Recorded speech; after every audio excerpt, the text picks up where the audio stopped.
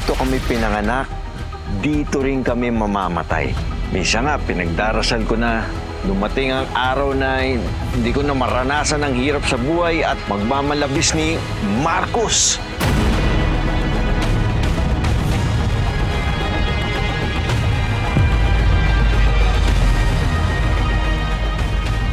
Mukhang may problema ka. Mukhang swerte ka nga kung si Basti ang mapapangasawa mo eh. Alam niyo po ba na aktibo yung pagre-recruit ngayon sa minahan? Papi, di ba bawal yun? Wala tayong magagawa at pagdating sa bagay na yun. Sa'yo ko na muna ipapasa yung paghahanap ng hustisya para kay Mercy. Kung sakali malaman na rin yung kinaroroonan ni Fatima. Sige, hindi kita bibiguin. Salamat.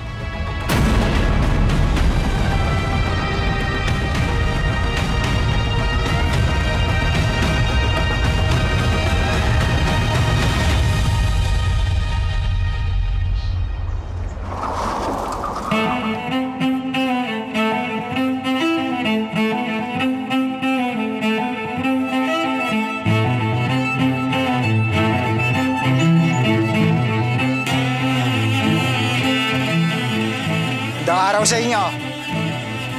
Sir Marcos, Magandang araw po sa inyo. Magandang umaga naman sa inyo, sir. Kayo po bang nanay ng trabahador kong si Delphine? Opo, sir. Ako. Tanggapin niyo po ito, ha? Sa inyo po yan habang hindi pa siya nakakabalik sa trabaho. Naku, sir. Maraming salamat. Walang ano man po. Boss, baka meron po kayong opening sa minahan para sa amin tatlo. Oo, ikaw, ha? Pwede kitang ipasok sa minahan ko, pero yun kung kakayanin ng katawan mo ang trabaho. Ha? Maraming salamat po talaga, boss. Hirap po sa talaga ng buhay namin. Maraming salamat po. Maraming Hindi bale. Salamat po. Pero ganun pa man, ito, tanggapin nyo. Pangkain nyo, ha? Salamat po. Salamat po. Salamat po talaga, boss. Punta ka sa opisina. Opo, salamat po. Maya, lumapit kayo kay Boss Marcos. Boss Marcos, Ah. papagamutan po na nanay ko, maunang po kulit sa amin.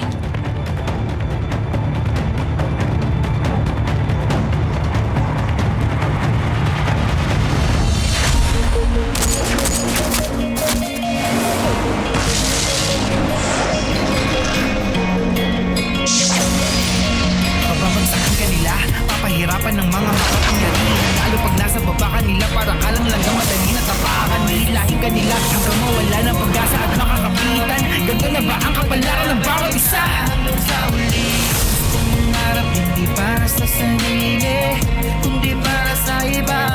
Kahit mahirapan na dulo sa lipunan, puro sabihin, pinipilit ko pa rin naabuti. Alam ko na madaming pagsubok ang dadaan, kahit nakamatayan man sa atin nakapa. Kaya di ka mababayaan, ipaglaban, mahawakan ang kamay. Ako'y maninindigan para sa lahat, kahit kahit kung naroon siya'y matilang. Di mabibigyan, di tumigilan, pinalaban ko pa rin ang makas. Hindi ko isusuko sa lahat, kahit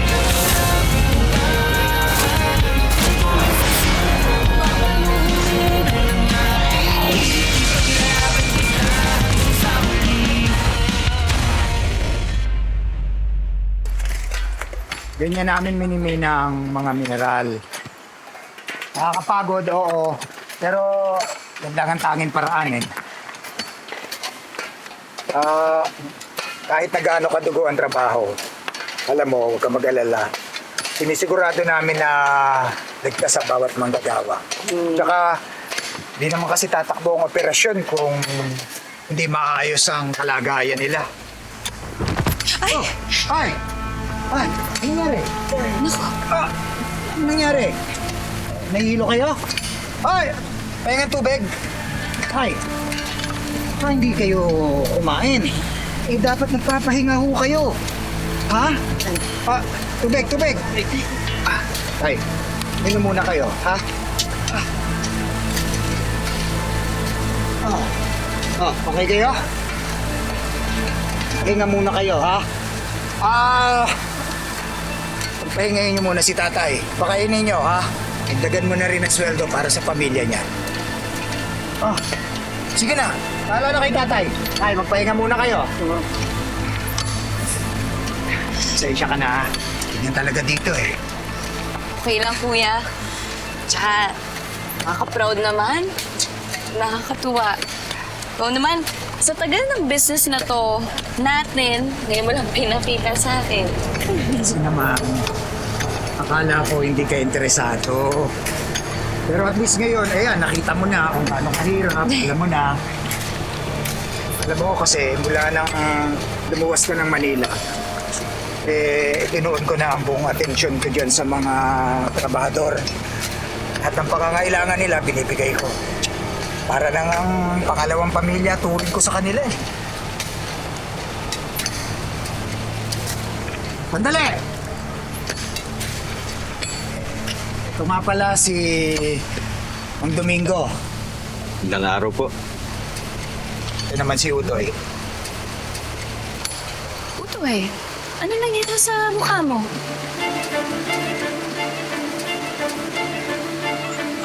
Wala po to. Napag-tripan lang po ako dun sa kanto namin. Mahilig po kasi ako uminom eh.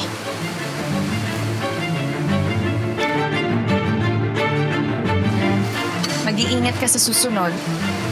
Maraming salamat po, Ma'am Hope. Ito naman si Norman. Norman! Si Hope. Kapatid ko.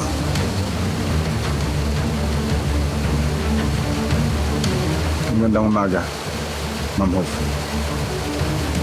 Magandang umaga, Norman. Alam mo, hindi mo na itatanong.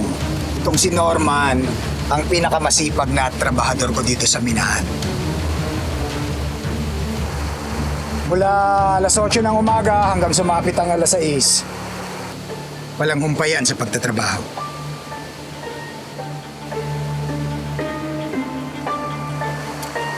Teka na.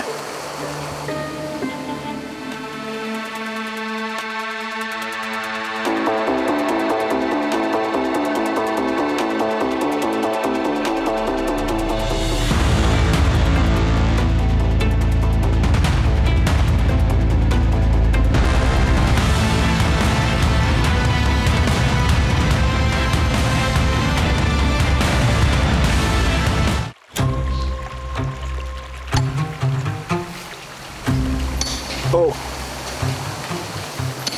Pauna ka na muna sa opisina ko, ha?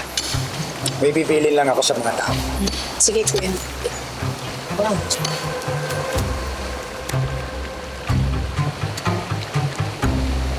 Bakit nandito pa yan? Boss, nagulat nga rin ako kanina. Biglang nag-time in. Sabi kasi ng mga bata natin, hindi na raw gumagalaw yan sa ilog. Ibig sabihin, hindi niyo ginagawa ang trabaho niyo. Gusto mo, boss, tirahin namin ngayon yan. Tama ka ba? Hindi mo ba naisip? Hahanapin ni Hope yan pag bumalik siya dito. Basta, siguraduhin niyo lang na hindi kakantayan. Ako nang bahala, boss.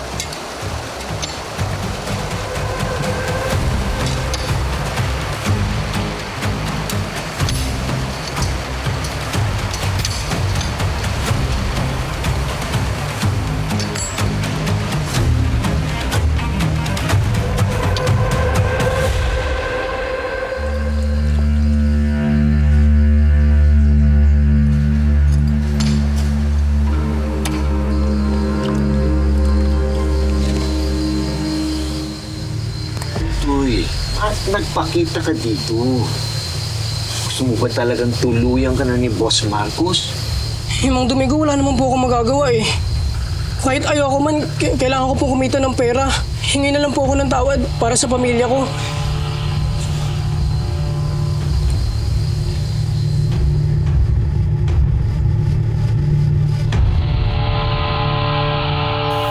Bossing, Ano yan? galing sa kliyente natin.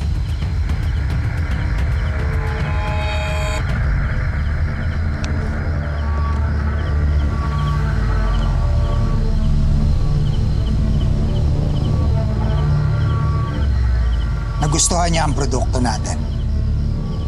At interesado pa silang umorder ng mas maraming piedra. Musta ang produksyon natin? Sa ngayon, bossing, matumal tayo. Mukhang mailap ang piedra sa bagong pinagbubungkalan natin. Malaking kliyente yon. Kaya kailangan paghandaan natin.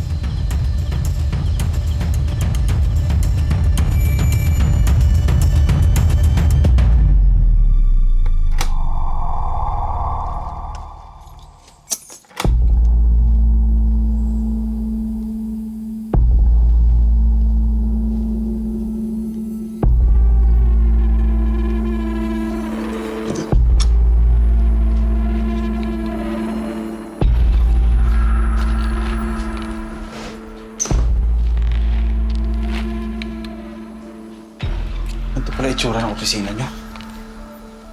Saan ka nakapwesto? Di pa rin nila tinatanggal. Ang tanong, kung naandyan pa yung mga dokumentong kailangan natin. Sana. Masyado pang mainit ang sitwasyon nun. Kaya hindi pa natin magawa to. Akala siguro nila pagkatapos ng 3 taon, titigil na rin tayo sa laban.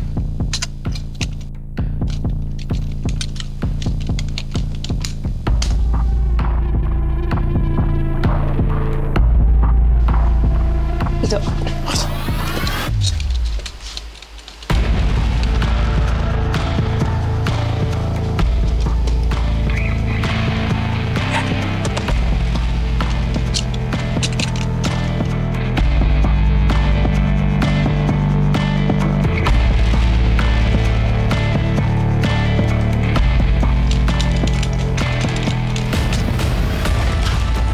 G, bilisan mo. Kailangan na pumunta dyan.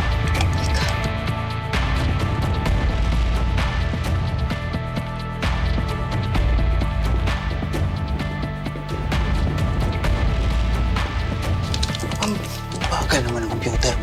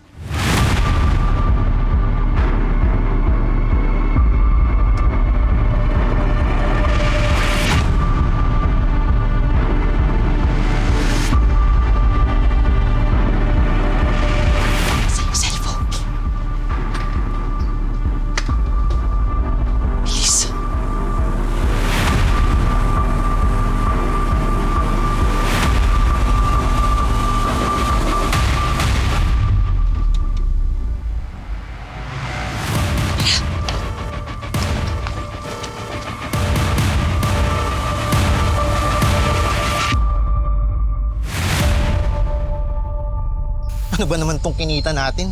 Sobrang mura. Mapapamura ka na lang talaga. Ibang klase din to si Boss Marcos eh. Hindi katulad ni Dr. Hope. Ano kaya kung sabihin natin kay Dr. Hope yung totoong nangyayari dito sa Minan? Sandali! Mag-usap tayo.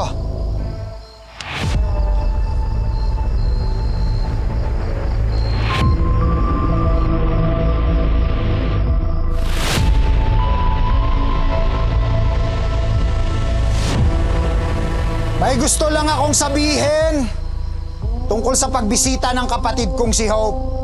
Salamat! Salamat sa inyong lahat sa kooperasyon nyo sa pangangalaga ng pangalan ng minahang ito.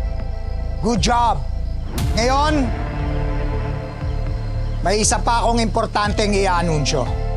Nabanggit siguro sa inyo na malaki ang demand ng piedra ngayon. Kaya, kailangan nating mag-adjust para sa hinihingi ng merkado. Mula ngayon, madadagdagan ang oras ng trabaho ninyo hanggang madaling araw. Para matustusan natin ang produksyon ng ating mineral. Patayin pa tayo ata. Ano naman ito si Boss Man? Tumahimik kayo!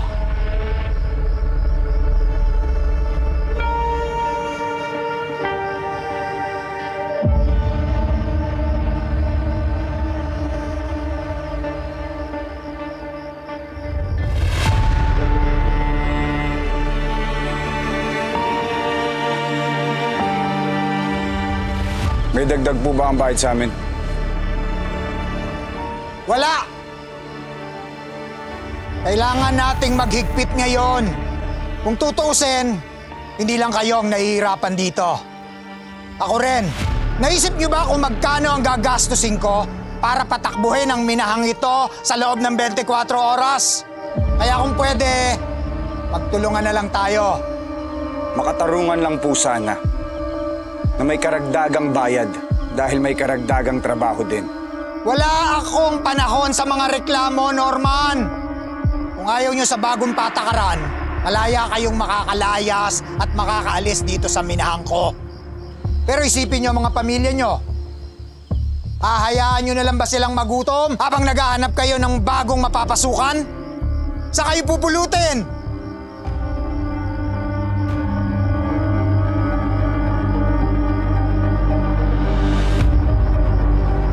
Binibigyan ko lang naman kayo ng malinis na hanap buhay bilang mabuting boss. Inaabuso mo kami!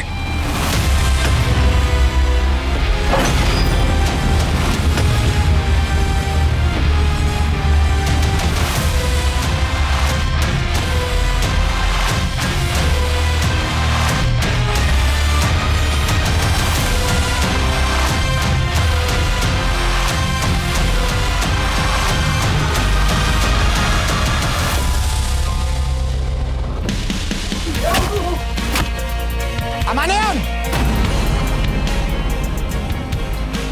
Oh. Baste! I miss you. Ito yung sinasabi mong side hustle mo. Siyempre. At pag ginagawa ng mga box na to dito, di ba?